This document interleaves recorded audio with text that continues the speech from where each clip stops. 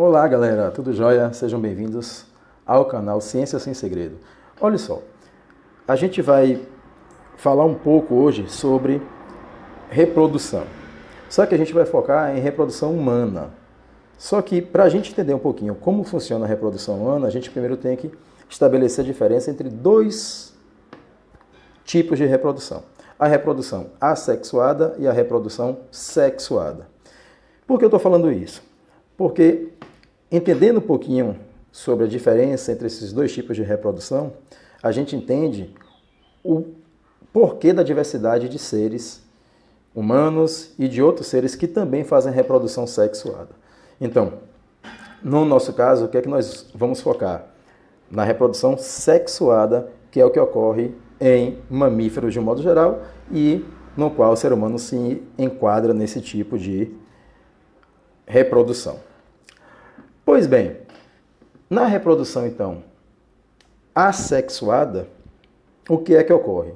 Você tem um tipo de reprodução em que você tem dois indivíduos sendo formados a partir de um indivíduo, só que esses indivíduos que são formados são geneticamente iguais. Na reprodução assexuada, não tem diversidade genética, que é algo importantíssimo para que a espécie continue sobrevivendo e habitando o planeta aí de um modo geral. Então, isso é uma desvantagem da reprodução assexuada. Porém, na reprodução sexuada, que é o que ocorre nos seres humanos especificamente, nós temos envolvimento de gametas. Então, você tem um gameta masculino, que é o espermatozoide, e um gameta feminino, que é o óvulo, produzido, respectivamente, espermatozoides nos testículos e os óvulos produzidos nos ovários. Tudo bem. O que é que ocorre a partir de então? Você tem, então, duas células que são gaméticas, espermatozoide, célula gamética masculina, óvulo, célula gamética feminina. Essas células, na espécie humana, têm no seu núcleo 23 cromossomos cada uma. Então, nós dizemos que são células haploides. E nós representamos pela letra N minúscula, como está aparecendo aí. Qual a diferença, então? Na formação dos gametas, tanto do espermatozoide quanto do óvulo, você tem um processo chamado crossing over, ou permutação gênica. Qual a importância, então, de ocorrer o crossing over, que é um processo lá na meiose, que é um processo geral para a produção dos gametas? Qual a importância que tem, então, para que estabeleça a diversidade de seres vivos? Primeiro, no crossing over, a troca de pedaços de cromossomos, o que faz com que cada espermatozoide seja geneticamente diferente um do outro. A mesma coisa ocorre na formação dos óvulos. Cada óvulo é diferente um do outro, exatamente por serem formados, na sua formação, ocorreu o processo chamado crossing over. Isso já faz com que, por exemplo, nós sejamos filhos de mesmo pai, mesma mãe, e ainda assim nós somos geneticamente diferentes. É o que faz com que eu seja diferente do meu irmão, graças a Deus, e o que faz com que você seja diferente do seu irmão, e que você seja diferente da sua irmã, se não forem gêmeos idênticos. Gêmeos idênticos, o processo é um pouquinho diferente, apesar de que na formação dos gametas também ocorre o crossing over, tanto para a formação do óvulo quanto para a formação do espermatozoide. O que é importante, então? Você tem duas células, espermatozoide e óvulo, que vão se encontrar, não me pergunte como, mas quando eles se encontram, o que é que vai ocorrer?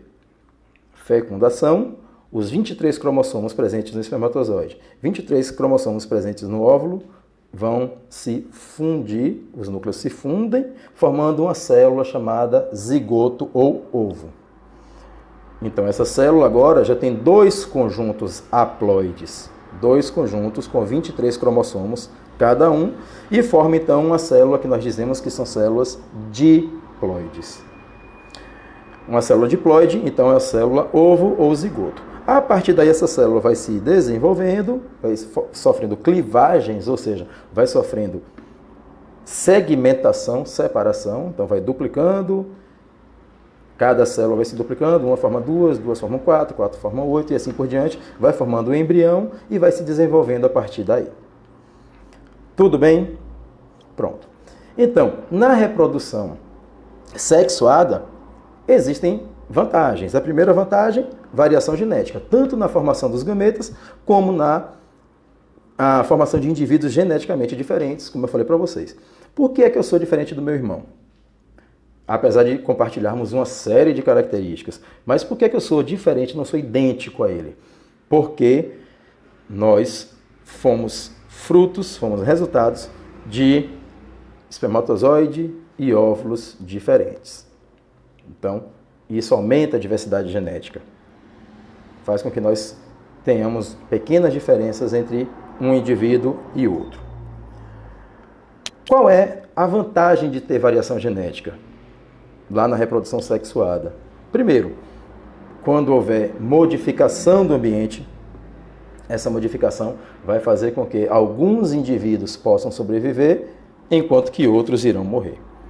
Quanto maior a diversidade genética houver, melhor para a espécie, porque você tem uma constituição genética diferente um do outro, que faz com que esses indivíduos possam, quando o ambiente estiver muito diferente, um sobreviva e outro acabe morrendo.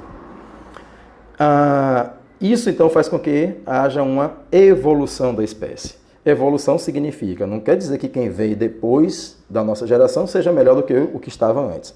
Evolução significa descendência com modificação, filhos diferentes dos pais. Então, isso permite com que a espécie, ao longo dos anos, à medida que o tempo vai passando, ela se torne cada vez mais diferente do que o que ela era antes. Só que existe também desvantagem. A desvantagem da reprodução sexuada, primeiro, é que há um grande dispêndio, um grande gasto de energia para que haja a produção dessas células, do espermatozoide e do óvulo. Então há um gasto de energia muito grande para formar os gametas. Outra característica que faz com que a gente também coloque como desvantagem na reprodução sexuada é a questão do encontro de parceiros. Normalmente os parceiros têm que se encontrar para que haja cópula e a partir daí possa ter um novo indivíduo. Nem sempre acontece isso, né? Por exemplo, peixes ocorre, né? A liberação de gameta masculina na água e a fêmea também, muitas vezes, e assim por diante. Então, mas na espécie humana tem que ocorrer um encontro de parceiro sexual. E esse encontro de parceiro sexual vai fazer exatamente